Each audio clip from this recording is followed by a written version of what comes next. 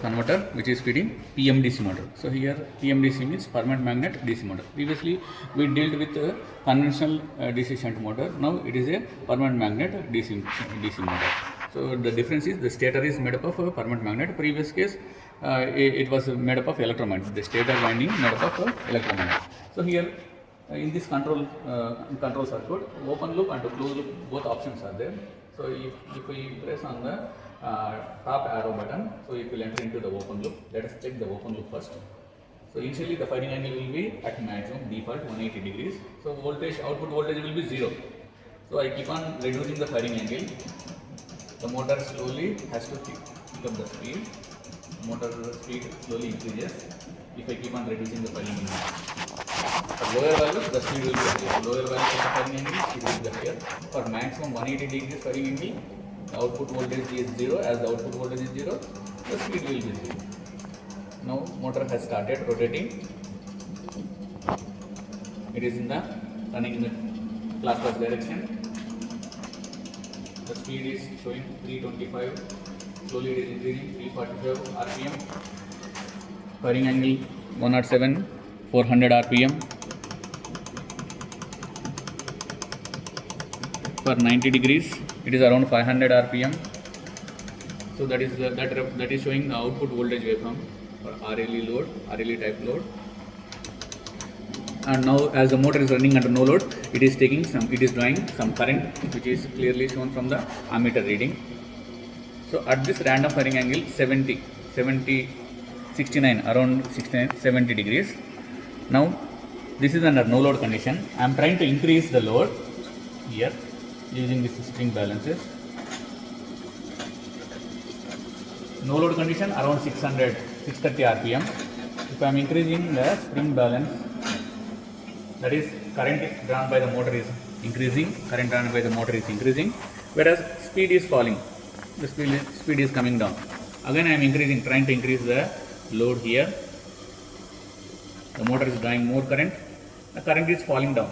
The current is now 426. So as we in the open loop system, as we are increasing the load on the motor tries to draw more current here, whereas the speed falls. The speed will be reducing continuously.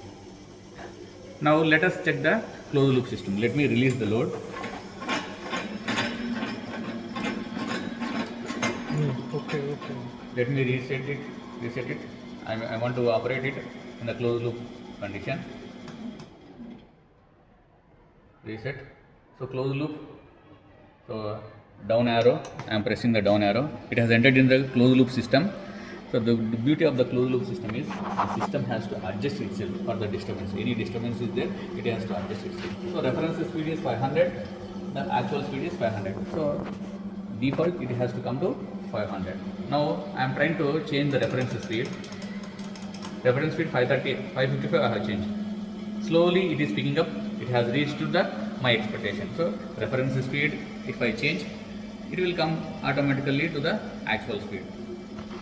Now I am changing the reference speed to 576, 591. So slowly the actual speed is also rising. It has reached to the reference speed. So this is the beauty of the closed loop control system. Let me try for increasing the load. If I increase the load, immediately the speed is falling down. But the system has to adjust itself, and again it has to come back to the reference speed. Now I have applied the load here. Now I am trying further to increase the load again in the second level.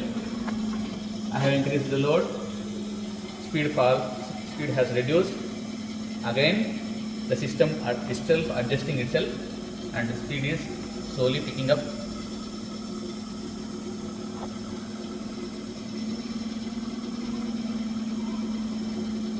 Speed adjusts itself, the system adjusts itself, and it will reach the reference. Whatever the reference speed we have adjusted, it will reach that same speed only.